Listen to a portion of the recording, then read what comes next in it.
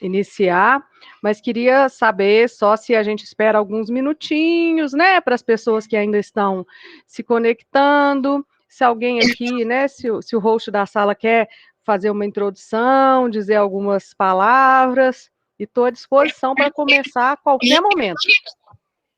Olá, Patrícia, Suzana aqui, Ei, da área de saúde e Suzana. bem-estar. Eu de novo.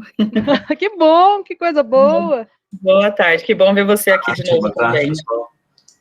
Boa tarde, gente. Boa tarde, pessoal. A gente tem mais de 100 pessoas confirmadas, e até agora tem 35, né, na ligação. Acho que a gente pode esperar uns 3 minutinhos. Sem problema, quantos forem precisos. Estou aqui Legal. à disposição. Vocês desculpem o barulho aqui que minha filha está gritando no fundo. Coisa mas boa. É gostoso, né? Mas Vida real. Acho que é mais falar que, na verdade, você vai introduzir o tema, né? Mas aqui é o Espaço Zen, então a gente está aqui para trazer temas para provocar mesmo, né? A questão de saúde emocional, bem-estar dos colaboradores aqui da ZUP. Então, hoje o papo vai ser sobre tempos de mudança. A gente sabe que a gente está enfrentando tempos difíceis, né? Difíceis não, desafiadores, vamos dizer. E a gente quer trazer aí um tema para o pessoal pensar mesmo e executar na vida deles práticas de bem-estar no dia a dia.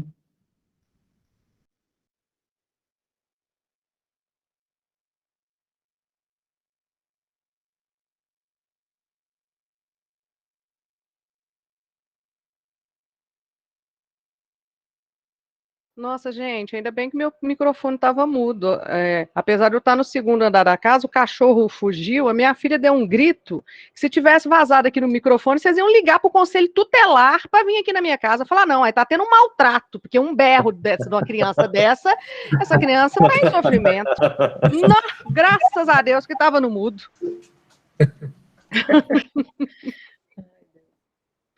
Ai, gente, home office é uma loucura, não é? Eu tô gostando. Enquanto dá 1h05 aqui, a gente começa, né? Eu tô gostando, tô adaptada, fico até me perguntando, assim, como é que vai ser se um dia essa vida voltar ao normal, quais as decisões eu vou tomar, né? Se eu volto para o meu consultório, ou se eu continuo aqui só remotamente, mas eles trazem uns desafios que são esses, né? Assim, menino gritando, cachorro latindo, né? A hora que a internet dá pau aqui em casa, eu não tenho a TI para ligar, gente, né? Eu ligo para quem da TI para falar, olha, não tenho, né? Eu tenho que dar meus pulos aqui, brigar com meu marido, pôr a culpa nele. Então, a gente, lá, que gracinha a Suzana com ela. Como que ela chama? Minha bonequinha, é a Louise. Não para de falar. É isso mesmo. Por isso estou deixando o microfone no mudo também. É isso. Situações do home office. Pois é, eu como palestrante, né, gente, eu não vou poder deixar o meu microfone no mudo, então eu já peço desculpas antecipadas, tá? Por uma menina gritando, um cachorro latindo. Jamais. O mais importante é saber se recuperou o cachorro. Não, pois é, não, mas fugiu no prédio. Tocou o correio aqui e a minha filha mais velha que foi buscar deixou a porta encostada, né? O cachorro enlouquece, quer ir pra rua. Quem não, né, gente? Quem é que não tá querendo ir pra rua, né? Deu 1h05, Suzane, somos já aqui 44 pessoas. O que você acha da gente já começando? Bora começar, vamos lá. Então, ótimo, Suzana, vamos lá. Gente, é a segunda vez, assim, não precisa todo mundo responder não, mas muitos de vocês aqui estavam no nosso primeiro encontro, né, que hoje é a segunda vez que eu me encontro com vocês. Muitos estavam? Eu não estava. Não? Herbert, você perdeu, que eu sou maravilhosa, Herbert, você perdeu, mas eu acho que tem a gravação. Estou falando que o Herbert não estava, porque o Herbert está aqui na minha tela e ele fez assim com o dedinho. Bom, então vou me apresentar muito rapidamente, tá? Para a gente já ir para o que interessa, né? Que é conteúdo. A minha formação original é comunicação social, eu sou comunicóloga, trabalhei 20 anos no mercado corporativo, me tornei gestora de pessoas muito rápido. Trabalhei em televisão, empresa de mídia out of home, sempre na área, né, de comunicação. E quando eu me tornei gestora, fui diretora de uma empresa, tinha uma equipe de 40 pessoas, eu percebi que eu, enquanto uma ótima gestora, era uma péssima líder. e fui me buscando, né, me qualificar, aprender nessa área de gestão e liderança, e aí fui fazer MBA em gestão, fui fazer MBA em marketing na Fundação Dom Cabral, fui estudar psicanálise, me tornei psicanalista, e chegou uma hora que eu fiz essa minha transição de carreira. Então, nos últimos 8 anos, eu trabalho como professora, eu dou aula no MBA da PUC Minas, né, eu sou aqui de Belo Horizonte, com a disciplina Gestão de Carreira, e também sou palestrante, sou trainer corporativo, mentora, e faço atendimentos, né, de coaching em grupo e individual. Dito isso, gente, hoje, né, o meu tema, esse tema Ajustando a Bússola Interior, que é um dos meus preferidos, não é um tema que eu compartilho tela, tá? A gente não vai ficar aqui hipnotizado por um PowerPoint. É claro que eu tenho todo um roteiro e uma estrutura a seguir, mas é um tema também que ele pede muita interação de vocês, porque a gente vai desenvolvendo isso, né, de como a gente está ajustando essa nossa bússola interior.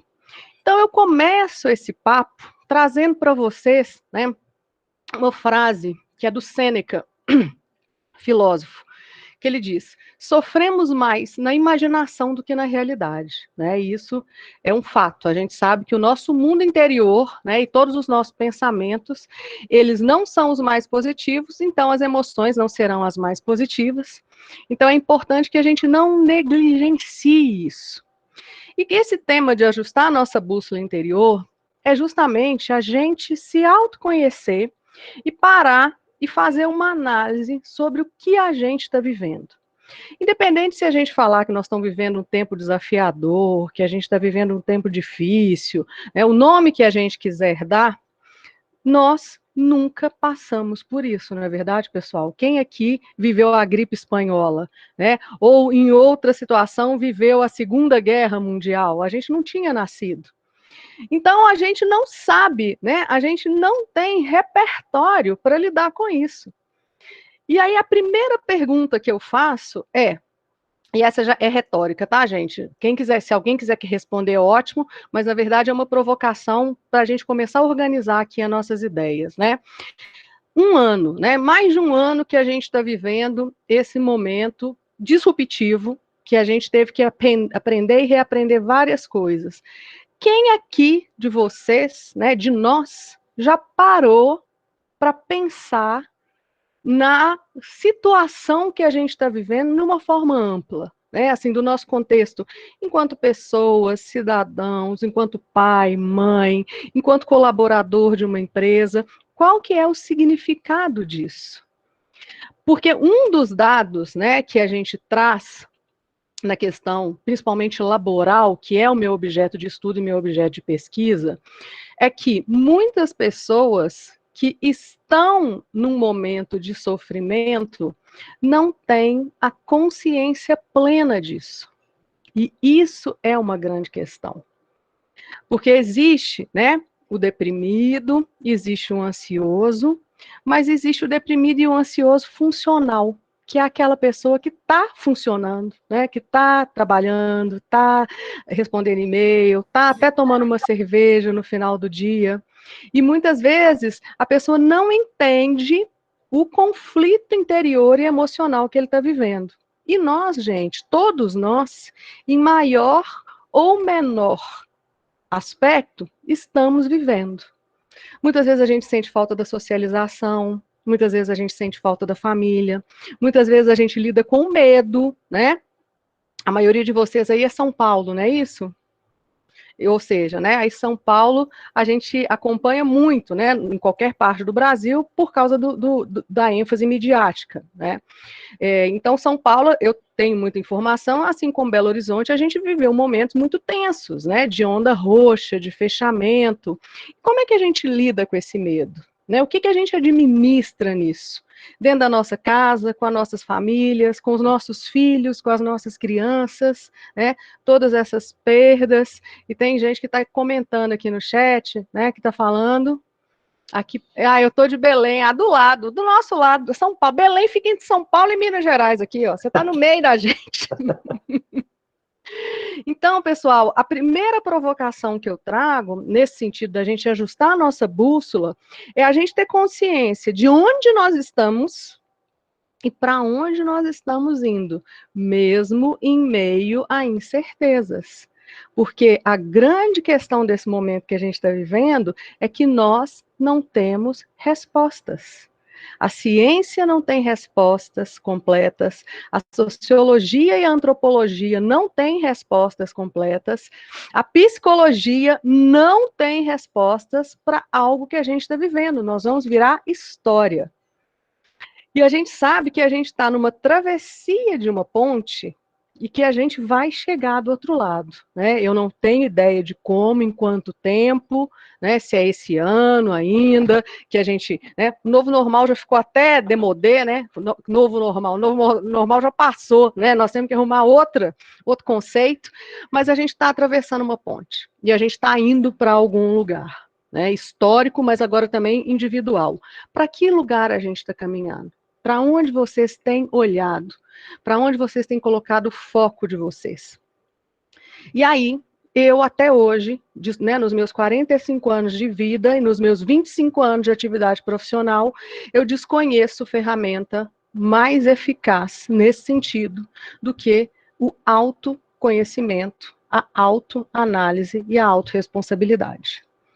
Então, para a gente entender o que a gente está fazendo, o que a gente está sentindo e o que a gente está agindo, é preciso que a gente passe por esses 3 pilares. E a grande questão é que o nosso cérebro, ele recebe milhares de estímulos. Aí a gente, o ser humano, né, por mecanismo de sobrevivência, a gente tem atenção seletiva. Nós filtramos padrões. Então, muitas vezes, a gente filtra os padrões errados. Quando a gente só começa a dar ênfase ao nosso medo, aos problemas, às dificuldades. E é muito importante que a gente entenda isso. E para a gente entender que como as nossas, né, os estímulos são tantos e que a nossa atenção é tão dispersa, vou falar agora para vocês que provavelmente você não esteja sentindo a sola dos seus pés agora, né? Que a gente já falou disso de mindfulness, né? Agora alguém está lembrando da sola do pé de novo porque eu gerei foco. Então, atenção aonde vocês estão canalizando os estímulos. E aí eu estou falando da questão da gente ter que desenvolver conscientemente uma curadoria. É importante que a gente seja curador das informações que a gente recebe, de onde a gente vai focar. A gente sabe que o inimigo de toda evolução não é a ignorância. O inimigo da evolução é a distração. Se eu me distraio, eu não foco. E aí eu estou falando da questão de mídia, né? Eu, Patrícia, não quero ser uma alienada.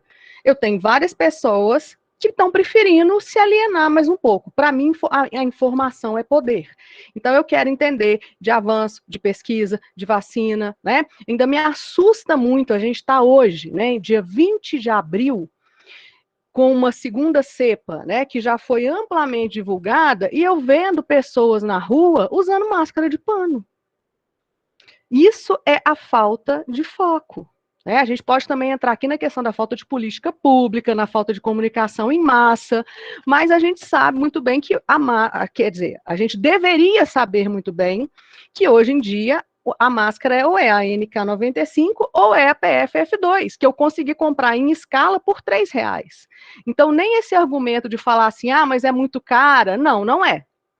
Então, a informação, eu não estou, né, e como premissa minha mesmo, né, mais do que teoria, a alienação para mim não funciona. Algumas pessoas estão preferindo se alienar, e a gente sabe que isso é mecanismo de defesa. Mas o que eu trago para vocês aqui de reflexão é como anda sendo a curadoria de informação de vocês em volume, conteúdo e qualidade, né? Tô lendo aqui, ó, a Ana falou, vixe, se não temos resposta, como não surtar? Não sei, Ana, porque de vez em quando eu surto, né? Então, assim, eu não, né, assim, dou aquela, o Ramon falando, ou nem usando máscara. Aí, gente, é uma questão, assim, muito séria, né? Muito grave. O Antônio está falando, hoje eu moro, nem se usa mais, fora as festas de rua. E aí, pois é, gente, aí se a gente for entrar nessa discussão, que é muito importante, mas que não é o nosso tema hoje, é uma grande questão de falta de política pública, né, e de falta de comunicação. Porque as pessoas, elas tinham, né, que estar sendo melhor comunicadas. Então, é uma questão que eu estou dizendo para vocês aqui, que eu estou tendo a oportunidade de ter esse talk, né, e que são pessoas que têm acesso a isso, a informação, a cultura.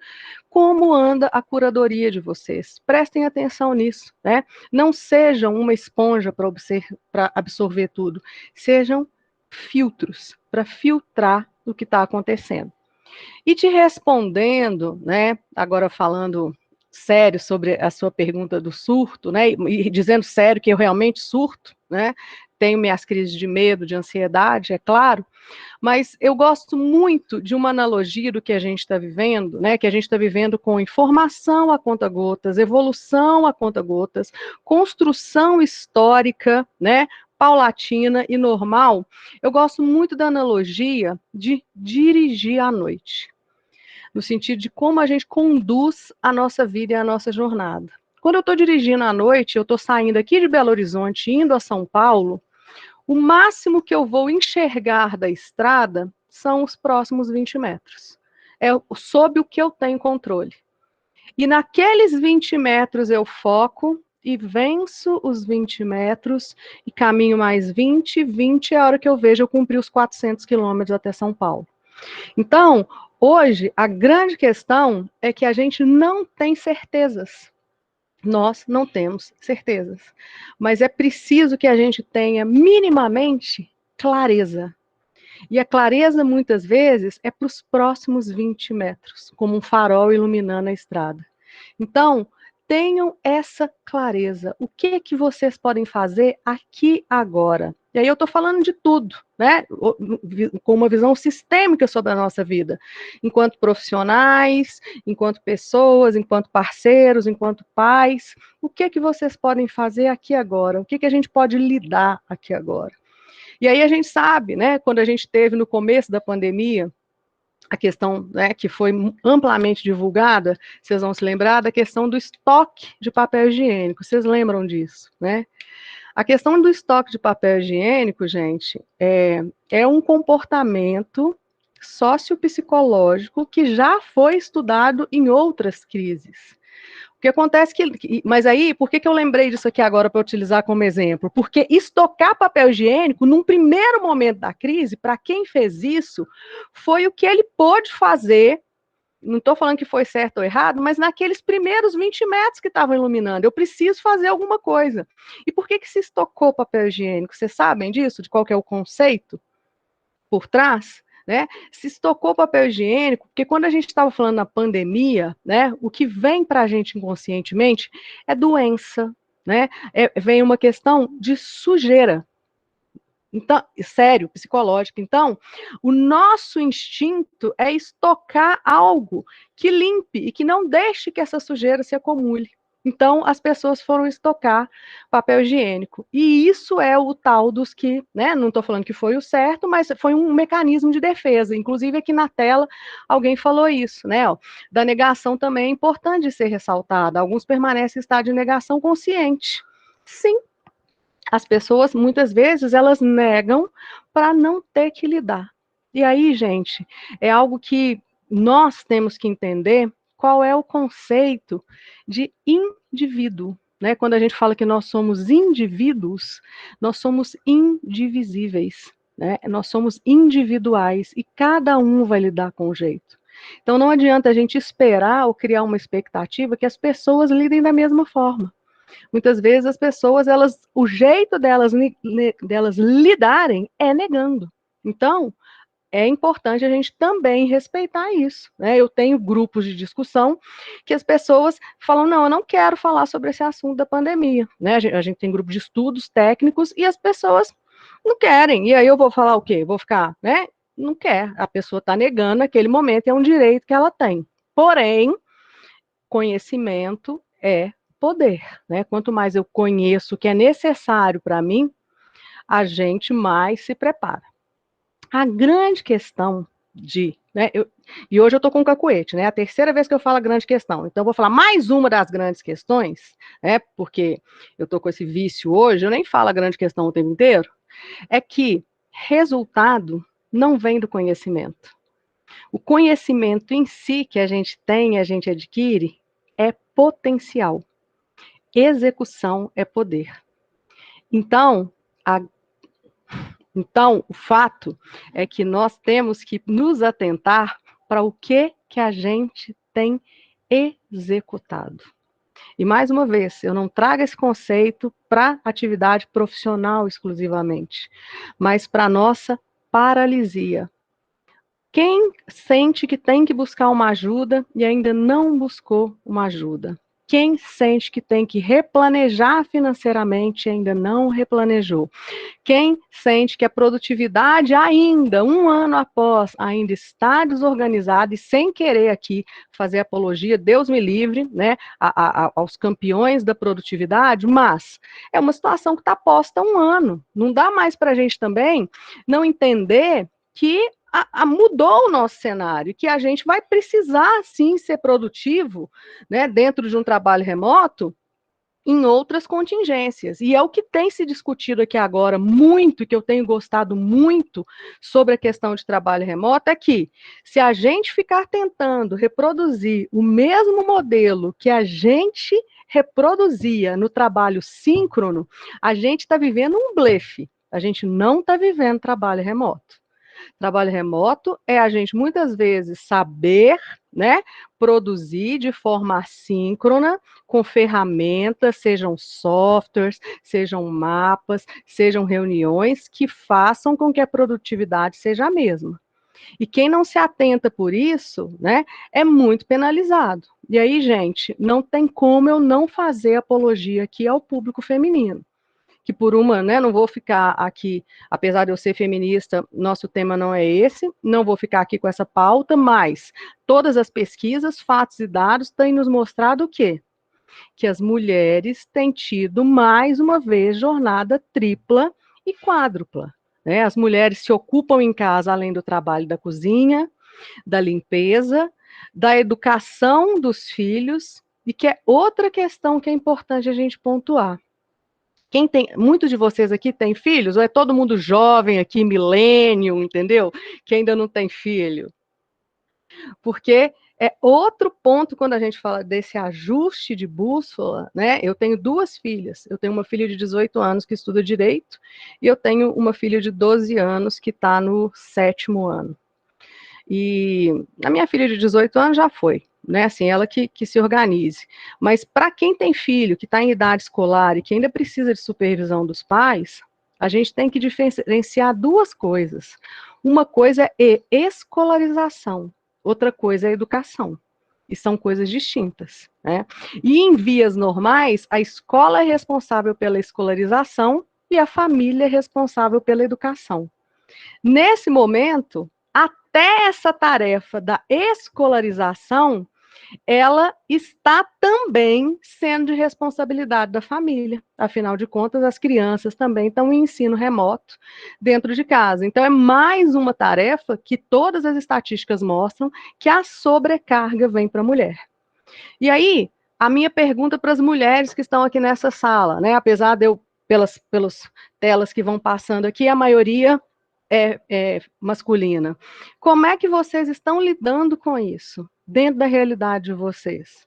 Como é que vocês estão colocando limite? Como é que vocês estão... Porque, assim, o termo não é pedir ajuda, né? A gente não tem que pedir ajuda.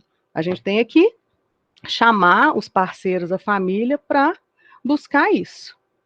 Então, é outro fato para a gente e para os homens também eu convido a refletir, a pensarem como é que está essa parceria de vocês? Como é que está esse comprometimento com isso? Porque o nosso cérebro, gente, ele foi projetado com um único objetivo, né? Depois ele evoluiu muito, mas quando a gente vai lá para os nossos princípios, o nosso cérebro ele foi projetado com o objetivo de sobrevivência. A gente, né, dentro de um conceito simples do nosso cérebro, a gente tem o nosso neocórtex, que é a nossa massa cinzenta, a gente tem o nosso sistema límbico, que é a nossa parte de emoção, de intuição, de percepção, e a gente tem aqui atrás o nosso cérebro reptiliano. E dentro do nosso cérebro reptiliano, a gente tem a nossa amígdala, que é completamente diferente da outra amígdala que a gente opera e tira, né? Essa a gente não pode tirar. E a amígdala, gente, ela é, né, o nosso cérebro reptiliano, que chama cérebro reptiliano justamente porque ele é muito rudimentar, né, desde a época do homem das cavernas, ele tem a função de nos manter em alerta para a gente se defender. E é por isso que o homem da caverna conseguiu sobreviver, evoluir, descobrir o fogo, inventar a roda, porque o instinto de sobrevivência sempre o protegeu. Né? Tem uma palestra do Daniel Goleman, que ele, quando ele fala disso, né, na inteligência emocional, ele brinca que mesmo quando o homem, né, não tinha linguagem desenvolvida, que ele não sabia falar, e aí você imagina, gente, o que é pensar sem palavras? Como que era isso? A gente pensar sem palavras, sem repertório. Esse homem rudimentar e esse cérebro rudimentar, gente, ele conseguia entender a hora que o homem via um bicho, né? Ele pensava, esse aqui eu vou comer ou ele vai me comer? E esse é o nosso instinto de defesa, o tempo inteiro, né? A gente entender o que é perigo ou não. Mas por que eu estou falando da amígdala? Porque a amígdala, ela tem como função apenas realçar os perigos. Então, tudo que acontece na nossa vida, nesse primeiro momento, na nossa amígdala, ele vem como muito grande. E é por isso que a nossa primeira reação, muitas vezes, com as coisas, é de resistência, é de muito medo. Então, quando a gente sente qualquer possibilidade de perigo, a nossa amígdala muda a hierarquia de tudo e coloca o perigo em evidência. Então, numa tarefa, na situação que a gente está vivendo, num trabalho em equipe, num projeto novo, a gente vai sempre pensar primeiro no que pode dar errado. E cientificamente, inclusive, isso tem um nome, e eu recomendo que quem se interessa pelo assunto, que depois dê um Google, se chama sequestro de amígdala. E quando acontece esse sequestro de amígdala, esse gatilho que dispara esse sentimento ruim, seja ele de medo, raiva, inferioridade, vai fazer com que o nosso comportamento seja focado naquele recorte. Nesse momento, a nossa amígdala, que é desse tamanhozinho, se sobressai a todo o nosso córtex frontal, que é a nossa parte que pensa, analisa, mensura, racionaliza. Então, a gente também é importante a gente saber que nós passamos várias vezes ao dia por episódios de sequestro de amígdala e entender, reconhecer quando está acontecendo.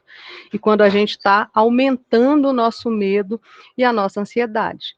E nesse momento que a gente está vivendo essa situação de vulnerabilidade, isso tem acontecido de forma mais frequente, de forma mais recorrente.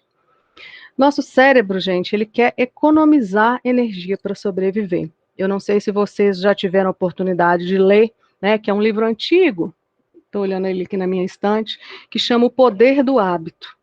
Alguém aqui já leu? Né? Agora é uma pergunta mesmo. Vocês já leram O Poder do Hábito? O Herbert leu, mas eu estou vendo poucas pessoas, né? Aqui Josiane leu.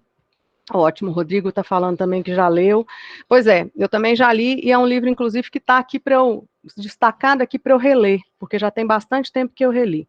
Mas o que esse livro traz de informação importante para a gente é justamente como nós buscamos economizar energia através de fazer as coisas de forma mecânica e repetitiva. E isso muitas vezes nos organiza, porque aí a gente está falando de rotina e estamos falando de disciplina. Mas muitas vezes também, isso mesmo, Ramon, foi um super livro também que eu li. Eu fico olhando para ele e rindo aqui para ele, é como se vocês estivessem vendo o meu livro aqui. E a questão dessa nossa economia de energia, gente, né, que é uma característica intrínseca que nós temos, mas muitas vezes também ela nos restringe. E ela nos restringe de que forma? De que a gente não pensa em buscar soluções para situações de outras maneiras. E aí, um exemplo claro de quando a gente sempre economiza essa energia é quando, por exemplo, a gente sempre tem um caminho, né, de voltar do trabalho para casa fazendo um trajeto. Um dia que a gente tem que passar na casa de alguém, a hora que a gente se vê, a gente está no caminho de ir embora para casa. Por quê? Porque nosso cérebro, ele é muito pesado, né? Nosso cérebro, ele consome energia muito forte para acontecer as sinapses. Então, tudo que eu puder fazer de repetitivo, o meu cérebro vai agradecer, para que ele consiga guardar energia para os momentos de crise. E aí, para a gente entender como é importante a gente fortalecer novas conexões no nosso cérebro, eu vou convidar vocês para, nas posições que vocês estiverem aí, vocês simplesmente apenas cruzarem o braço. Cruza o braço. Eu já cruzei o meu, né? Aí, apenas olhem aqui para o braço de vocês e vejam, eu, no meu caso, o meu braço esquerdo está por cima do meu braço direito. Então, agora eu vou descruzar meu braço, colocando de forma consciente o meu braço direito por cima. E eu convido que vocês recruzem os braços trocando. Faz isso. A gente consegue, né? Porque a gente não ficou bobo ainda. Mas foi fácil, né? Não foi.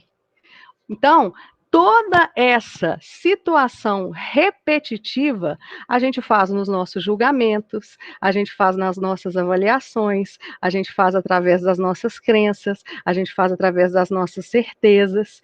Então, é importante a gente entender de propósito, de forma consciente, que nós precisamos desenvolver novas conexões e estarmos abertos para o novo e para o diferente. Quando a gente, por exemplo, tem medo de falar em público, a gente não tem medo de falar em público. A gente tem medo do julgamento das pessoas a respeito da minha performance. A gente não tem medo de fazer uma entrevista de emprego. A gente tem medo de não ser aceito. Então, tudo que leva a gente a ter receio de mudar e de atuar e de nos expor é o medo da rejeição. E quando a gente deixa que esse medo da rejeição seja maior do que a nossa meta, a gente não está mais pensando na gente. A gente está pensando no julgamento do outro. Então, a autoconsciência da gente entender isso e que muitas vezes é necessário a gente se autodesafiar e a gente se expor. Todo significado que eu dou para uma coisa cria em mim um programa mental, né? Aí a gente vai passar a estudar lá a semiótica, né? Os signos, os significados. Então, tudo que a gente traz significado, a gente traz um padrão. E aí é outra pergunta retórica para vocês. Quais são os padrões que vocês estão vivendo hoje? Padrão de relacionamento, de trabalho, de mudança, de desafio, de tolerância. Quais são os padrões que vocês estão desenvolvendo dentro desses programas mentais de conforto que a gente cria? Dentro disso, eu quero que você pense qual é a história que você conta da sua história, de até como você chegou aqui. Porque é até como chegou aqui que você vai ajustar a sua bússola para você chegar até a próxima parte da sua jornada. Quando eu pergunto qual é a história que você conta da sua história, eu estou perguntando justamente sobre narrativa. Qual é a narrativa que você faz dos seus aprendizados, dos seus desafios, dos seus traumas, do seu potencial? A narrativa que a gente faz disso, gente, faz todo sentido nos nossos resultados. Se eu tenho uma narrativa mais vitimizada, né, de que fui sempre preterido, foi sempre difícil, eu costumo dizer que todo mundo que está aqui nessa sala tem uma historinha triste para contar, inclusive eu. E a minha é bem triste também, né? Também. Mas como eu cuido dessa narrativa? No sentido da minha autoimagem. Então, prestem atenção na história que vocês contam da história de vocês, porque isso não é simplesmente a gente está falando dos seus registros, não. A gente está falando de comportamento, de como vocês se capacitam para se comprometer e para se comportar. Mapa não é território. na teoria, é tudo muito diferente de quando a gente vai colocar na prática. E aí, se a gente for entender esses nossos padrões mentais, a gente vai entender que, inclusive, a gente cria, né? Isso é do ser humano, a gente cria falsas memórias. A gente tem memória seletiva da mesma forma que a gente tem atenção seletiva. Agora, qual é a questão disso no nosso daqui para frente, no nosso vir a ser? É que isso é que vai fazer com que a gente queira algo, que a gente se sinta capaz de algo, ou que a gente não se sinta capaz. E vocês já pararam para pensar que em qualquer momento da nossa vida, onde há um objetivo, e que a gente não cumpre esse objetivo, a gente não está desistindo do objetivo? A gente não está desistindo da meta? A gente está desistindo, na verdade, é do processo. Num exemplo simples aqui, uma pessoa que quer emagrecer, né? Para ela emagrecer, ela tem que, no mínimo, consumir menos caloria e gastar mais energia, né? Matemático. Essa pessoa, se ela não começa a fazer atividade física e se ela não muda a alimentação dela, ela não está desistindo de emagrecer, não. Ela está desistindo do compromisso que ela tem em mudar as escolhas dela. Então, nessa analogia, eu pergunto para vocês o seguinte: quais são as metas que estão nas bússolas de vocês? E qual é o processo pelo qual vocês precisam passar, que vocês não podem desistir para atingir essa meta? Lembrem-se sempre disso, a gente não desiste da meta, a gente desiste do processo. E a grande questão para a gente ter resultado é a gente suportar o processo de forma consciente.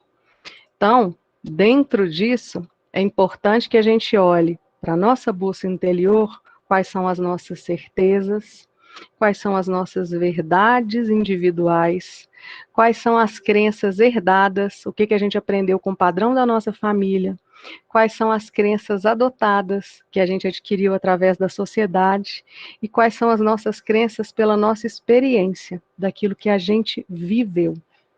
É baseado em todas essas nossas verdades que a gente vai agir e vai tomar decisões. E é importante a gente saber dessas nossas crenças, porque o homem toma como limite do mundo e das suas possibilidades o seu próprio campo de visão.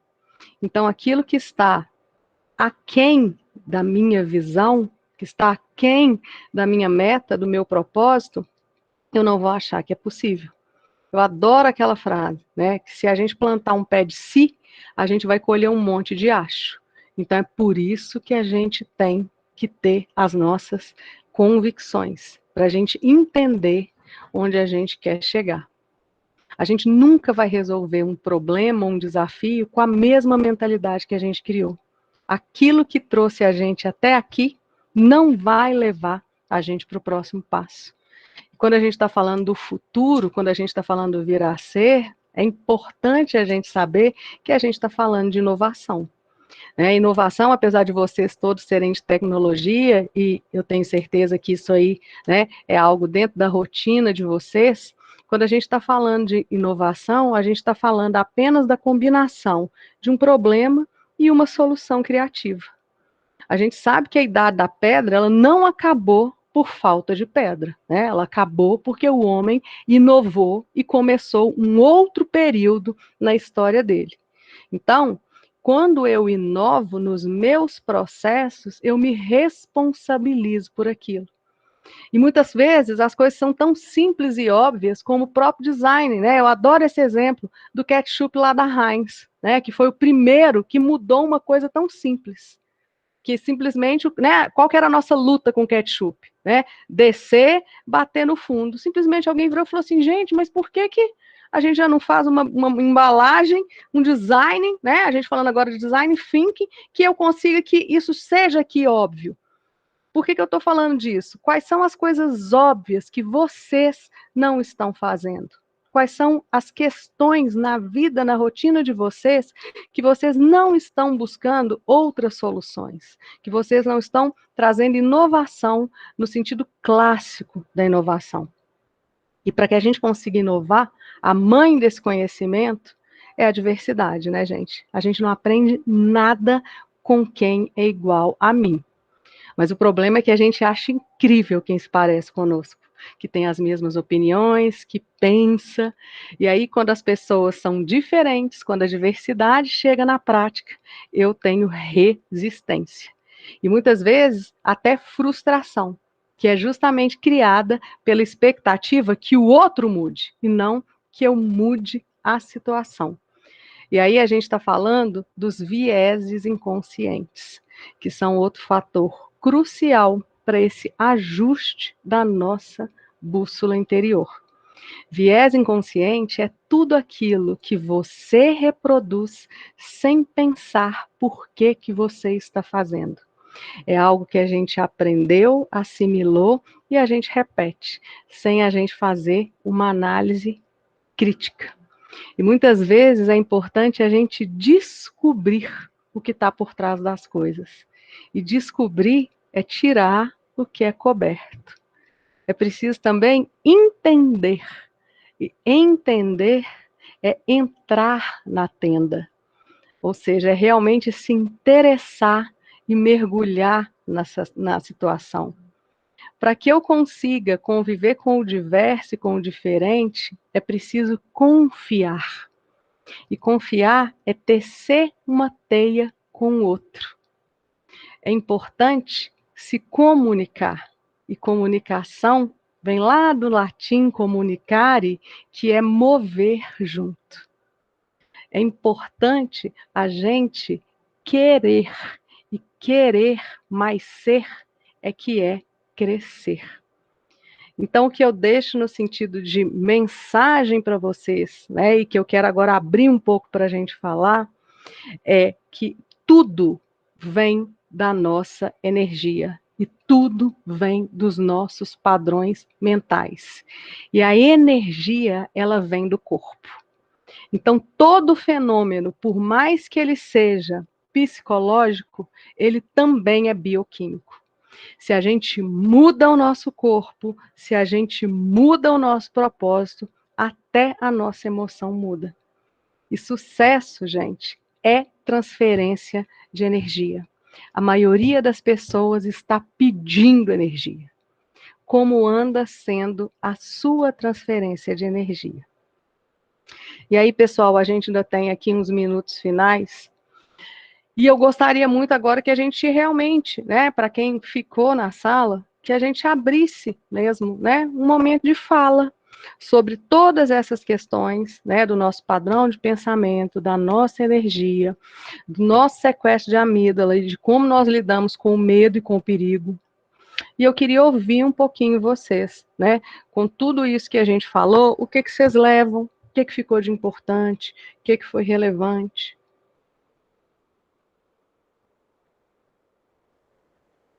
Interessante você falar sobre comportamento, né?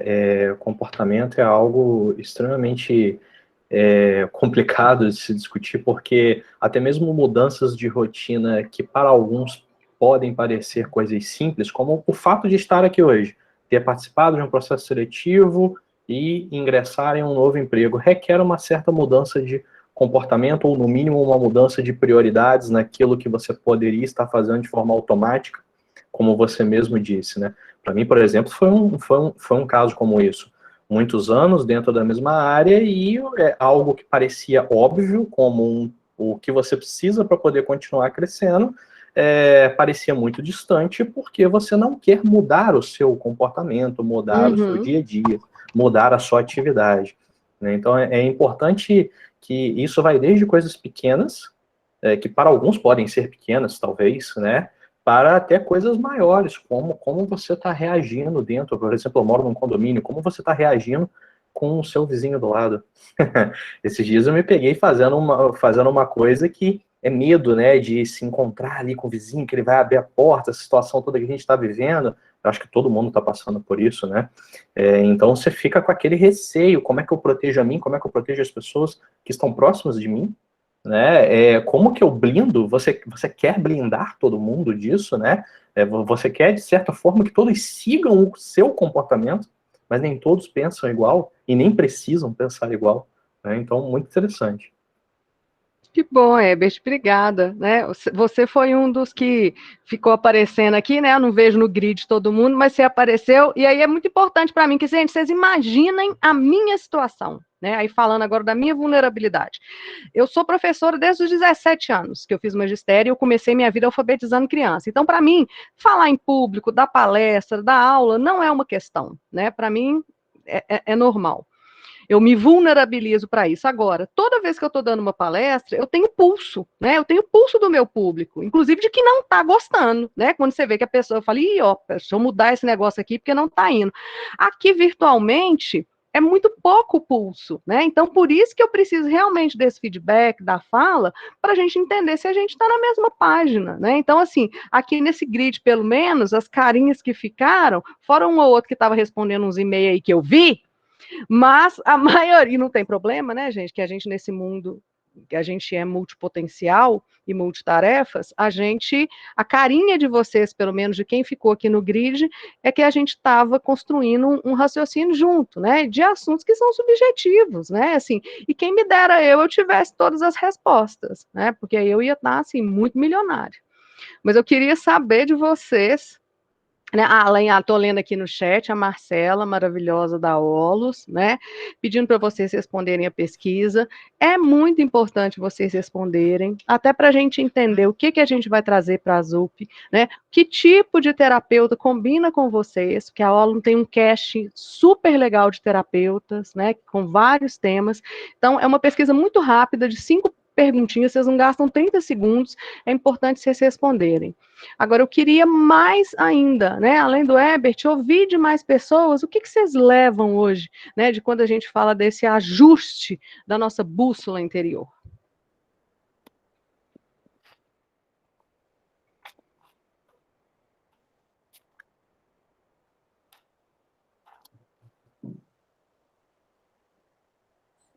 Opa, vou falar aqui. Ramon, Oi, Ramon. tudo bom? Aí, galera, boa tarde. Bom, eu vou falar um pouco aí sobre minha experiência de home office e pai, né? O meu filho nasceu em dezembro de 2019, né? E aí, logo em março, mais ou menos, de 2020, a gente entrou em pandemia, né? E, para mim, assim, na empresa que eu estava, eu tive a oportunidade de acompanhar a licença paternidade, foi de um mês, enfim. Pude acompanhar bem próximo, assim, dele, né? E depois com a pandemia em home office, né, eu já fazia home office esporadicamente nas empresas. Então, assim, o que o home office ele me trouxe? Ele me trouxe uma mudança de mindset. Primeiro que eu não tinha um local específico, né, enfim, porque geralmente a gente pensa um setup assim, né, mas quando você tem filho, é muito difícil você ficar só num local. Você tem que estar ali para lá, para o lado, ajudando a sua esposa, né, enfim, ou seu marido. Então, é bem isso, assim, foi uma mudança de mindset, de que tá tudo certo, né, tenho filho em casa, graças a Deus eu tenho um filho, eu consigo acompanhar o que ele tá fazendo.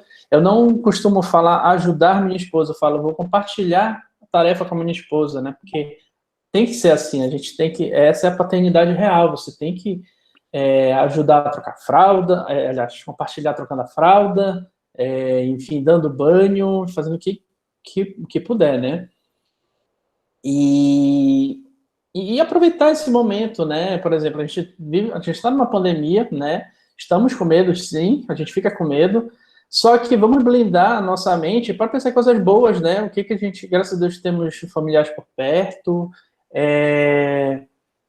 temos o privilégio de estar trabalhando de casa, nem todo mundo tem, né, esse privilégio. Enfim, vamos agradecer, enfim, as divindades que vocês acreditam, ou ao cosmos, enfim, vamos agradecer de qualquer forma, né, e não pensar, poxa, estou na pandemia, eu estou enclausurado, eu não posso sair. Não, vamos pensar de outro jeito, né, vamos vamos usar o mind hack ali, como é psicologia positiva.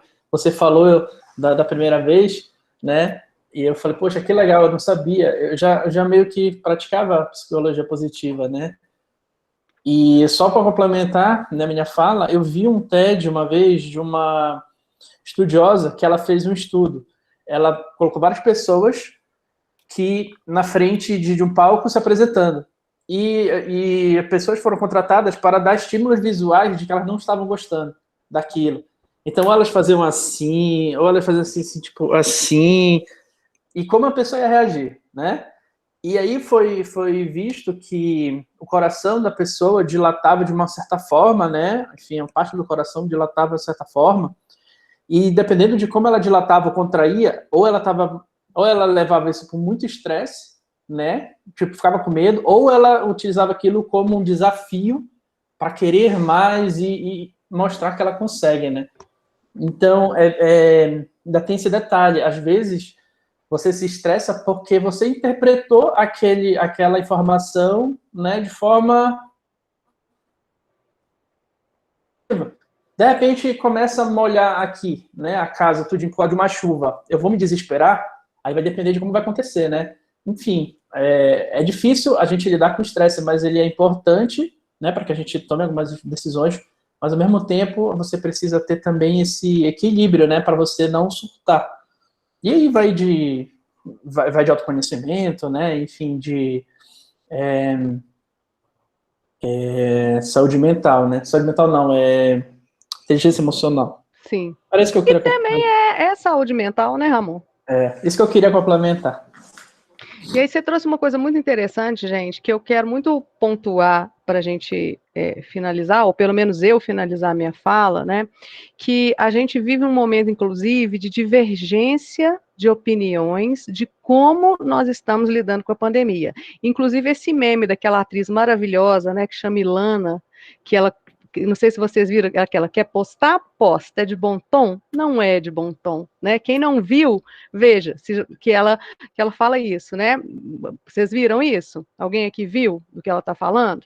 Enfim, não vou me delongar nisso não, mas é um meme que está super viralizado aí, é uma atriz interpretando uma consultora de bons modos, e aí a pessoa manda para ela uma pergunta, né? Fala, fulana, eu estou indo para Noronha no meu jatinho com os meus amigos, estamos todos testados e saudáveis, você acha que eu devo postar uma foto?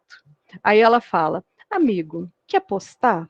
Posta. É de bom tom? Não é de bom tom. Faz uma conta de quantas pessoas estão morrendo de fome. Faz uma conta de quanto custa o seu jatinho e a champanhota que vocês estão postando. Aí eu te pergunto novamente, você quer postar? Posta. É de bom tom? Eu devia ser atriz, né, gente? Não é de bom tom. Ah, a minha filha tá rindo aqui.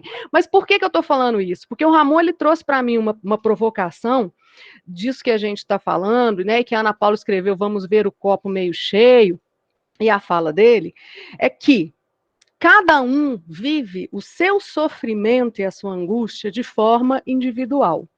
Semana passada, inclusive, eu tomei uma solapada, que foi muito bom para mim, e que no dia da solapada, eu só absorvi.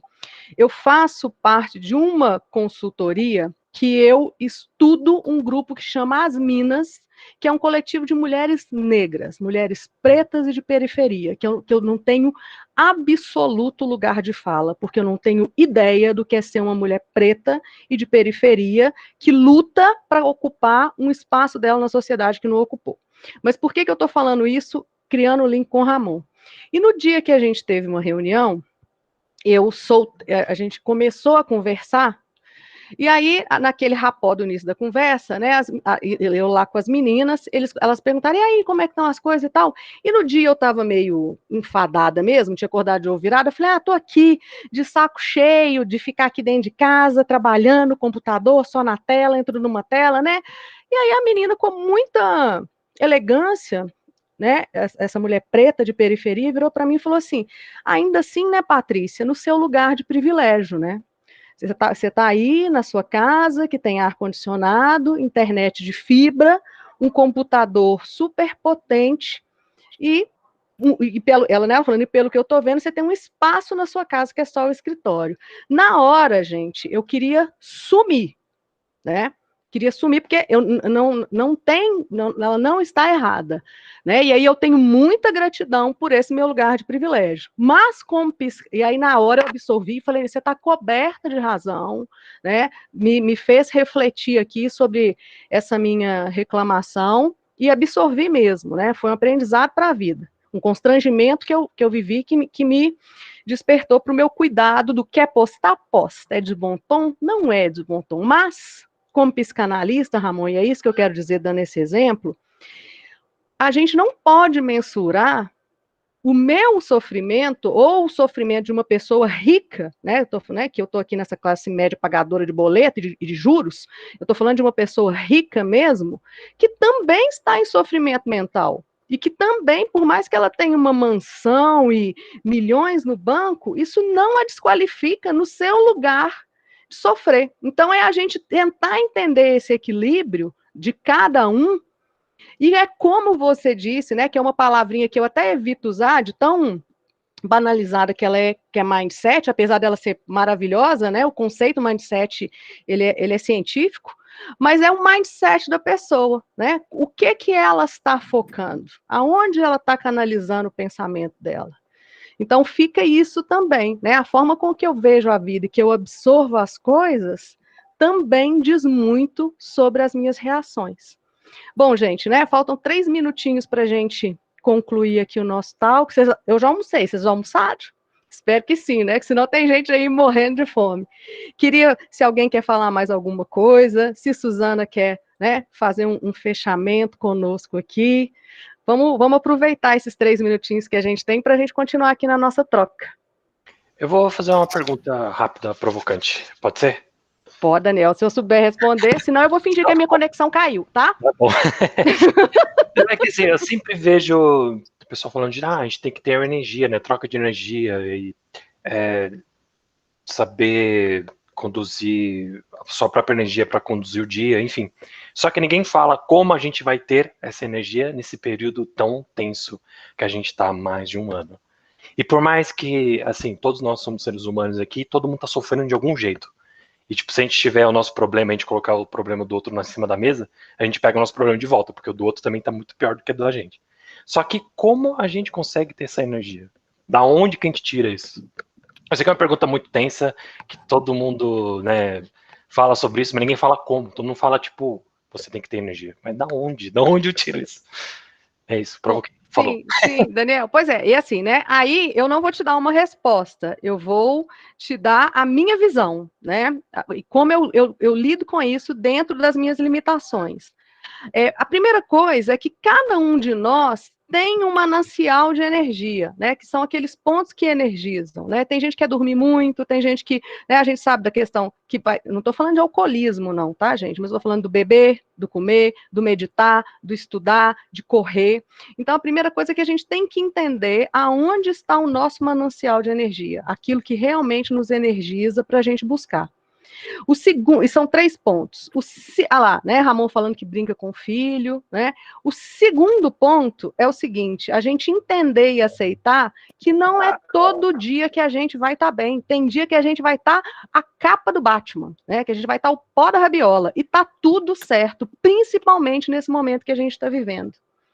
E o terceiro ponto, né, de como a gente lidar com isso, é justamente a gente se autoconhecer e se autoavaliar para a gente entender quais são os nossos limites. E buscar ajuda, gente. Quando eu falo de buscar ajuda, é porque por mais que o Brasil hoje seja o país mais ansioso, e agora, né, há 2 meses saiu uma pesquisa que além de ganhar no ranking do mais ansioso, a gente também está ganhando do mais deprimido, que não era a gente, né? Os países lá da Europa, as Dinamarca da vida, as Noruega, ganhava da gente, em percentual, é claro, né, que em número absoluto não tem jeito. E a gente é isso, né? A gente não busca ajuda, né? E quando eu falo buscar ajuda, não significa buscar terapia, não, apesar de eu achar que todo mundo deveria buscar terapia nesse momento. Mas é a gente, você falar assim, o que é que eu estou fazendo, como eu estou criando uma rede de apoio, um lugar de escuta, para eu simplesmente conseguir me apoiar. As pessoas estão sozinhas e nós estamos nos acostumando a ficar sozinhos.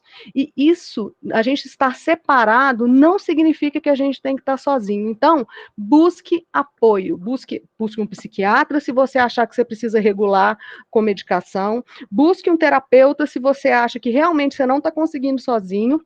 E se é, né, dos corre do dia a dia, da nossa lida aí, né, desses altos e baixos, entenda quais são os seus gatilhos, entenda qual é o seu ponto de energia e aceite que não vai estar bem todos os dias, porque a gente não tá mesmo, né? Quem tá louco, né? Não tá no seu sentido mental normal. Eu espero, né, como eu te disse, se eu tivesse uma resposta, eu te mandava um boleto e falava, tá aqui a resposta, ó, vou resolver seu problema, né? Mas eu espero, pelo menos, ter construído com você, Daniel, um raciocínio para você encontrar como você vai desenvolver energia quando você precisar e quando você der conta. Boa, tá respondidíssimo, obrigado. Ô, querido, obrigada. Gente, então é isso, né? É isso, pessoal. A Suzana Patrícia, muito obrigada, estou por aqui. Eu queria agradecer e eu queria pedir que as pessoas que ainda permanecem na sala respondam a pesquisa, é muito importante para a gente, e também falem para as pessoas dos seus times sobre essas sessões que a gente está tendo, porque é muito importante, é provocação, sabe? Então, e para a gente criar uma rede de apoio também, né? Muito legal isso.